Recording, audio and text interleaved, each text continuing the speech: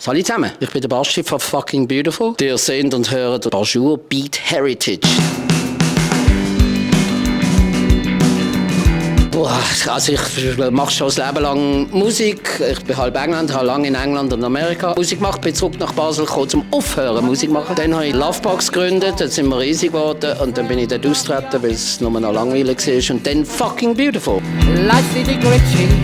Der nächste Song ist immer wichtig, der probe ich heute oben. Aber um den geht es nicht, sondern es geht um Sex and Violence auf der letzten Fucking Beautiful Platte. Es geht eigentlich um männlichen Minderwertigkeitskomplex und Anruf an die Männer, dass sie sich endlich emanzipieren von diesen alten Bildern, von, dass Männer immer Supermänner sein müssen. Wir müssen aus dem Schema rauskommen und endlich akzeptieren, dass wir einfach 50% der Bevölkerung sind und nicht so wichtig. Es redet auch über Erektionsprobleme und wie das doch auch lustig kann sein und so Sachen.